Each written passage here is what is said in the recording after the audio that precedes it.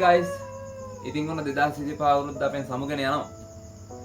හැබැයි මේ රටක් ලෝකයක් කම්පා කරමින් මිනිසුන් දසදහස් ගණනක් මිහිපිට මිහිදන් කරමින් මතකයන් රැසක් ඉදිරි කරලා තියෙනවා. එන ව්‍යසනයක් වුණා. මිනිස්සු සෑහෙන අසරණ වුණා. කර කියා ගන්න දෙයක් නැති වුණා. සමහර මිනිස්සුන්ට ගෙවල් දොරවල් අහිමි වුණා.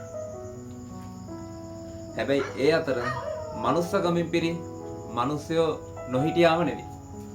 කරදරයට වැටිච්ච මිනිස්සුන්ට මාරම විදියට උදව් කරා. මාර ගැම්මක් රෙස්පෙක්ට්. ඒ අතරම අමතක කරන්න බැරි චරිතයක් ඉන්නවා.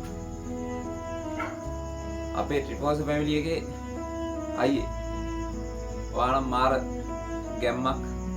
මාර ගැම්මක් කැල්ලුවා මේ කරදරයට පත් වුණු ජනතාව වෙනුවෙන්.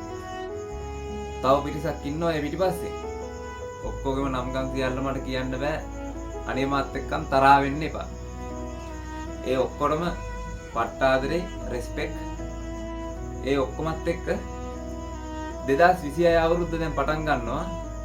ඒ පටන් ගන්න අවුරුද්ද මේ වගේ ව්‍යසනයන් නොවි හැමෝටම සාමය සතුට පිරි සුබම සුබ නිරෝගිමත් නව වසරක් වේවා කියා ප්‍රාර්ථනා කරනවා.